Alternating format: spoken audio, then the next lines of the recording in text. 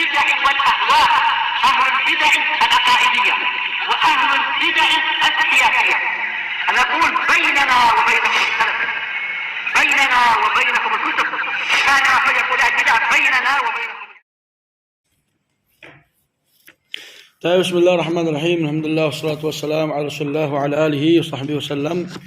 Dan insyaallah ya ikhwan, kitab Al-Hiwar Al-Wajiz. Qala hafizahullah ta'ala al-Mujiz. Terakhir ya ikhwan, mereka mengatakan bahwasanya bid'ah itu terbagi menjadi dua. Bid'ah yang mahmudah dan bid'ah yang mazmumah. Di mana pembagian ini mereka dapatkan dari salah satu perkataannya imam. Siapa imam? Ini Syafi'i. Dan khulasah ringkasannya adalah yang namanya bid'ah itu ada bid'ah dari sisi bahasa, ada bid'ah dari sisi syariat. Kalau dari sisi bahasa, segala hal yang baru yang tidak memiliki contoh sebelumnya. Dan ini mungkin baik, mungkin buruk. Tapi kalau bid'ah di timbangannya syariat, maka nas yang datang dari Rasulullah telah menjadi hakim yang mutlak bahwa bid'ah segalanya adalah sesat, dan segala kesesatan tempatnya di neraka. Maka maksud dari perkataannya Imam Syafi'i waktu beliau membagi bid'ah itu adalah bid'ah dari sisi bahasa. Bid'ah dari sisi bahasa. Hadza inilah yang dijelaskan oleh para ulama, di mana mereka jauh lebih paham dari mereka-mereka yang melakukan bid'ah, di mana mereka itu tidak mengikuti kecuali hawa nafsu, sehingga berusaha untuk memaksakan perkataan seorang imam yang dikenal dengan apa? Yang dikenal dengan cintanya dengan sunnah Rasulullah. Bahkan Imam Syafi'i yang mengatakan bid'ah menjadi dua, beliau juga yang mengatakan man istahsana faqad syarra. Barang siapa yang memandang sesuatu itu baik, kemudian dia syariatkan, maka orang itu telah baik, telah mensyariatkan, yang dimana dia mendudukkan dirinya itu sebagaimana pemberi syariat, yaitu Allah dan juga Rasulnya. Imam Syafi'i mengingkari orang yang memandang hal yang baik kemudian dia akui itu salah satu bagian dari agama. Kemudian Imam Syafi'i sendiri mengatakan bid'ah itu ada dua. Kemudian dengan landasan ini orang itu boleh seenaknya untuk memandang hal yang baik kemudian dikatakan itu bid'ah yang baik. Nah, ini jauh untuk seorang imam yang disepakati atas kemuliaannya oleh umat Muhammad untuk mengatakan ucapannya seperti ini. Ucapan yang seperti ini nggak keluar kecuali dari orang yang nggak paham tentang dasar agama, yang sangat jauh dari sunnah Rasulullah, sehingga dia diberikan suatu ujian dengan cinta yang bid'ah. Dan ini sunnatullah, orang kalau sudah benci dengan cinta dengan sunnah, dia akan cinta dengan bid'ah. Orang kalau sudah benci dengan sunnah, dia akan cinta dengan bid'ah. Karena dua hal yang berlawanan. Dua hal yang berlawanan sebagaimana hidup dan mati. Kalau orang itu hidup maka tidak mungkin dia mati. Kalau dia mati selesai, tidak mungkin dia hidup. Sebagaimana berdiri dan juga duduk, itu seperti itu. Orang itu ima dia diam, mau ima dia bergerak. Kalau dia bergerak tidak mungkin dikatakan diam. Kalau dia sudah diam tidak mungkin dikatakan bergerak. Itulah sunnah dan bid'ah. Kalau orang sudah cinta dengan bid'ah, pasti sunnah dia akan benci. Yang akan berkumpul dalam hati orang itu kecintaan kepada sunnah, di samping itu juga dia cinta kepada bid'ah. Kemudian di antara syubhat yang selanjutnya, qala hafizahullah ta'ala al-Mujiz fi qauli Nabi sallallahu alaihi wa alihi wasallam, man sanna fil Islam sunnatan hasanah dalilun ala jawazil maulid fa ayyu syai'in hasanin yusannu fil Islam wa illam ya'ti bihi Rasulullah sallallahu alaihi wa alihi wasallam fa muraghabun fihi. Ini syubhat yang selanjutnya adalah mereka berdalil dengan suatu hadis. Barang siapa yang mensunnahkan dalam Islam dengan sunnah yang baik. Siapa yang mendatangkan suatu sunnah dalam Islam dengan sunnah yang baik. Ini dalilnya sampai sini. Maka kata Rasulullah, maka bagi dia pahalanya dan pahala siapa-siapa yang mengikutinya. Kata mereka, ini adalah dalil untuk bolehnya maulid. Karena segala hal yang baik, maka itu dianjurkan untuk disunnahkan dalam Islam. Tapi meskipun Rasulullah tidak melakukannya, tidak mendatangkannya, maka itu hal yang dianjurkan. Karena Rasulullah mengatakan man sanna fil Islam sunnatan hasanah. Siapa yang mensunnahkan dalam Islam dengan sunnah yang baik, maulid baik. Isinya apa ya, kawan? Isinya membaca sirah, membaca salawat, memberikan makanan, saling memperkuat ukhuwah dan semisalnya. Ini dalilnya. Kata muallif hafizahullah taala, qabla tafnid ma taz'umun min hadzal hadits hujjatan fi tahsin al-bid'ah nasuq al-hadits bitamamihi. Sebelum kita ini membantah dan juga menggugurkan apa yang mereka anggap atau apa yang kalian anggap bahwa hadits ini hujjah untuk membolehkan maulid, maka kita akan mendatangkan hadits dengan semuanya, dengan sempurna.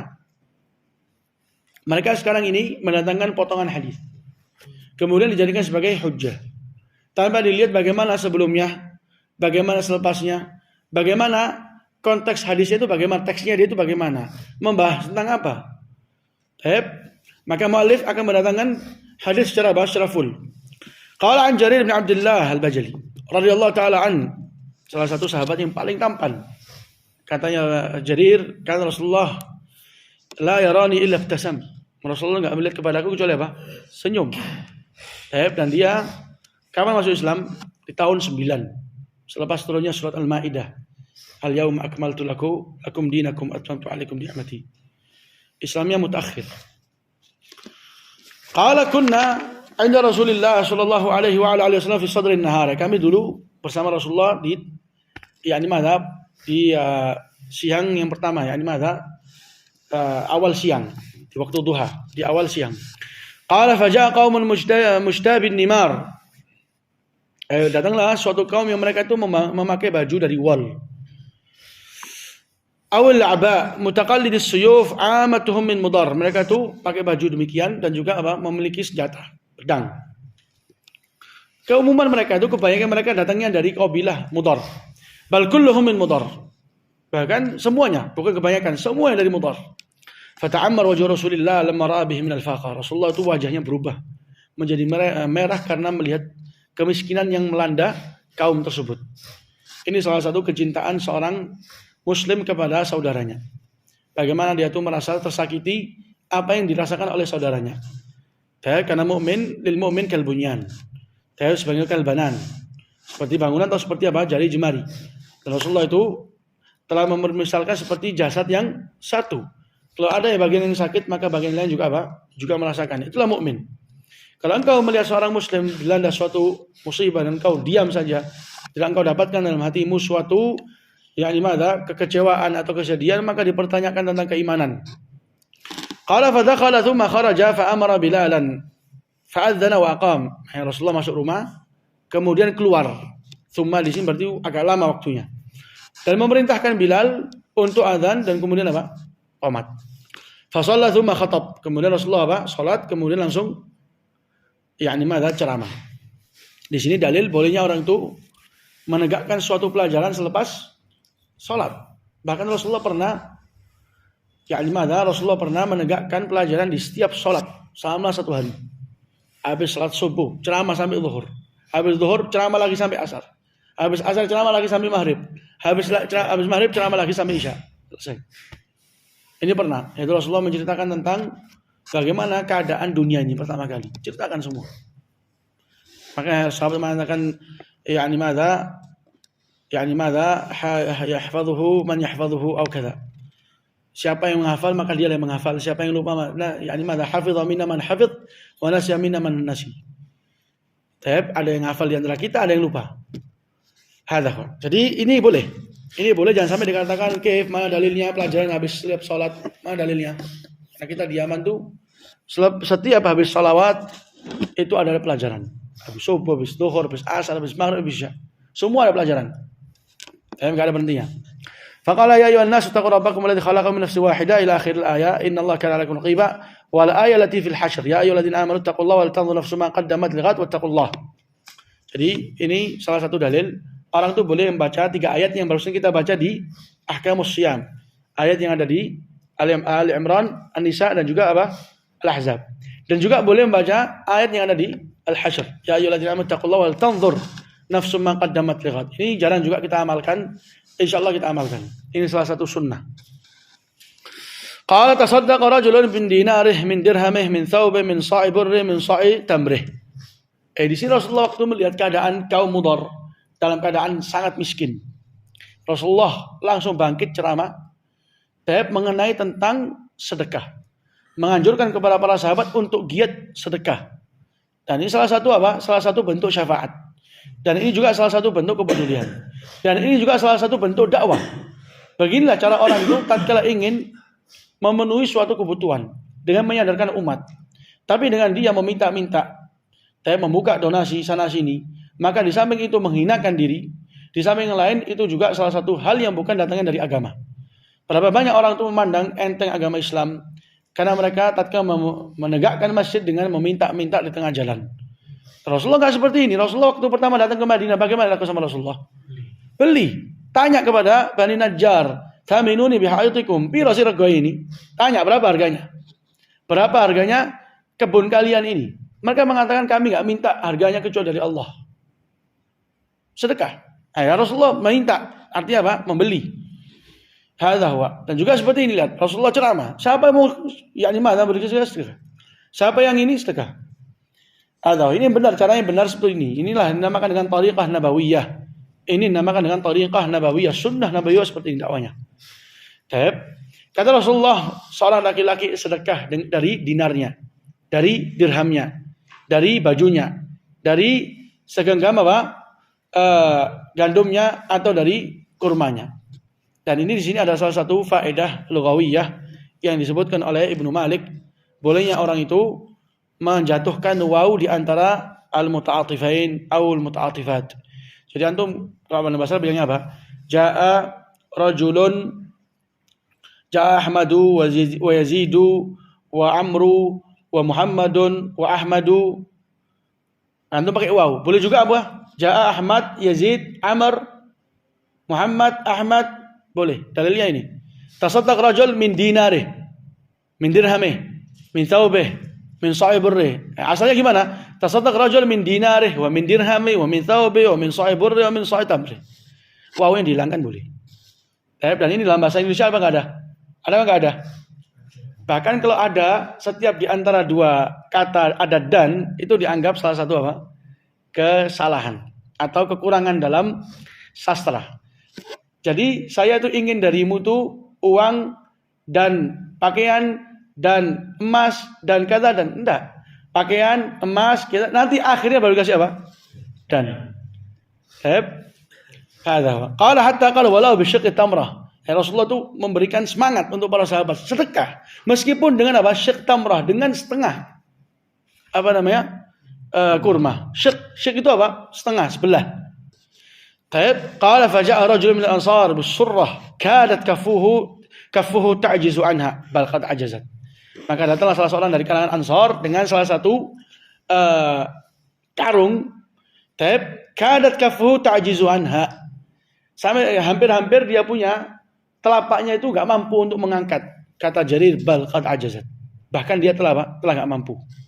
قال ثم تتابع الناس حتى رأيت كومين من طعام وثياب حتى رأيت وجه رسول الله يتهلل كأنه مذهبة.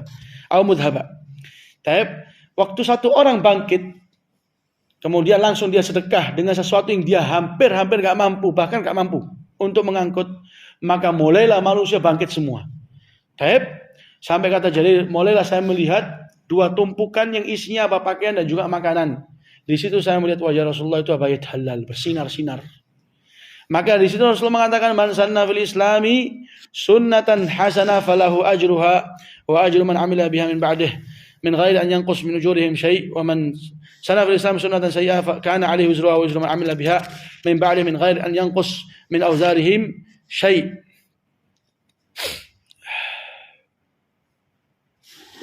Kata Rasulullah, barang siapa yang mensunnahkan dalam Islam suatu sunnah yang baik, maka bagi dia pahalanya dan pahala siapa yang mengikutinya tanpa dikurangi sedikit pun. Demikian juga dosa. Siapa yang mensunnahkan suatu dosa dalam Islam, maka bagi dia atasnya suatu dosa dan juga dosa-dosa orang yang mengikutinya. Sampai di sini jelas apa enggak? Teks hadisnya secara sempurna ini. Bahwasanya maksud dari siapa yang membuat sunnah atau mendatangkan sunnah atau melakukan sunnah, mensunnahkan dalam Islam, itu artinya mencontohkan sesuatu yang sesuai dengan kitabullah, sesuai dengan sunnah rasulihi, kemudian dia contohkan, dia hidupkan di hadapan manusia. Tatkala manusia melihat, oh ini salah satu hal yang baik, kemudian mereka apa? Ngikut. Ini dinamakan dengan sunnah dalam arti menghidupkan sesuatu hal yang baik, yang cocok dengan kitabullah dan cocok dengan sunnah rasulihi, dia hidupkan. Dia sunnahkan di tengah-tengah kaum yang mereka itu apa? Nggak tahu, atau yang dimana kehasratnya mereka itu sangat lemah. Akhirnya dia tanamkan, dia hidupkan, akhirnya manusia apa? Ikut. Itu yang dikatakan dengan sunnah hasanah. Masa ini dikatakan bahwasanya orang yang tadi itu Ansari, yang pertama kali bangkit, apakah dia mendatangkan bid'ah? Mendatangkan hal yang baru? Bukan. Dia mendatangkan sesuatu yang sesuai dengan kitabullah dan juga sunnah Rasulullah. Maksud mensunnahkan dalam Islam menghidupkan hal yang sesuai dengan kitabullah. Kemudian dicontoh oleh manusia yang lain. Itu artinya. Lah misalnya ikhwah, misalnya di antara sunnah orang di masjid itu sholat dengan apa? Sholat dengan sandal misalnya. Antum sholat di samping mana ikhwan ini hakata nggak tahu kalau ini sunnah tuh sholat pakai sandal. Terus dia tahu ini sunnah ini ternyata nah. Akhirnya ngikut semua sholat dengan sandal. Bukankah ini masuk dalam hadis ini? Masuk. Dia telah mensunnahkan dalam Islam. Apakah mensunnahkan dalam Islam artinya mendatangkan hal yang baru berasal dari otak dan juga rekayasa masing-masing kemudian dikatakan sunnah yang baik? Bukan. Sunnah memakai sandal dalam sholat sudah ada memang dari Rasulullah. Itu maksudnya dia, yang dimana mereka itu ingin mengambil hadis ini, bahwasanya sahabat ini membuat hal yang baru, bid'ah. Nah, ini sangat apa? Sangat bodoh dalam memahami suatu hadis. Sangat bodoh dalam memahami suatu hadis. Qala inna mathala man nadhara ila hadzal hadis duna munasabatihi allati awradnaha kamathali man qara'a qawlahu ta'ala fawailul lil musallin wa lam yukmil ma ba'da hatta yatimma ma'naha li'annahu yakun bi fi'lihi hadha 'aks al haqa'iq na'am li'annahu yakun bi fi'lihi hadha 'aksu الحقائق وقلب الموازين فإن الله لم يتوعد المصلين كيف وهو أمر بإقامة الصلاة لكنه توعد صنفا من المصلين وهم الذين وصفهم بقوله الذين هم بصلاتهم ساهون الذين هم يراءون ويمنعون الماعون أو كمن قرأ لا تقربوا الصلاة ولم يتم الآية حتى يتضح المعنى المراد وهو قوله تعالى وأنتم سكارى. Dari kata muallif, di samping mereka ini sudah memang mengkaburkan sesuatu yang jelas dan berusaha untuk menipu umat. Di samping mereka ini mendatangkan sesuatu yang tidak sesuai dengan makna dan juga kenyataan. Mereka ini ada bentuk menipu umat. Jadi mereka itu mendatangkan suatu ucapan yang seharusnya disempurnakan tapi tidak dipenggal. Supaya yang dipenggal ini sesuai dengan hawa nafsu. Jadi dipenggal. Siapa yang mensunahkan dalam Islam suatu sunnah yang baik, maka bagi dia kata. Padahal ada maksudnya, ada penjelasannya, ada ceritanya, dipenggal. Kata muallif, orang yang seperti ini itu laksana orang yang membaca fawailul lil musallin. Celaka bagi orang-orang yang sholat. Selesai. Enggak dia lanjutkan sehingga dengan itu maknanya apa? Sempurna dan diketahui maksud dari celaan bagi orang-orang yang sholat, yaitu orang-orang yang melalaikan waktunya di akhir waktu atau sampai apa? Sampai di luar waktu, atau orang-orang yang tidak menyempurnakan rukunnya dan juga kewajiban-kewajiban dalam sholat tersebut. Ini dia. Atau seperti orang yang baca la taqrabus shalah ya ayyuhalladzina amanu la taqrabus shalah. Rusak maknanya sudah. Wahai orang yang beriman, janganlah kalian dekati sholat. Dekati saja jangan. Sholat itu dekati saja apa? Jangan, apalagi sampai kalian tegakkan. Dekati jangan. Ini kalau misalnya orang baca sampai la taqrabus shalah selesai. Rusak maknanya. Tapi hendaklah antum sempurnakan. La taqrabus shalah wa antum sukara. Janganlah kalian tuh dekati sholat dalam keadaan kalian tuh mabuk. Di sini jelas makna dan maksud dari larangan untuk mendekati sholat.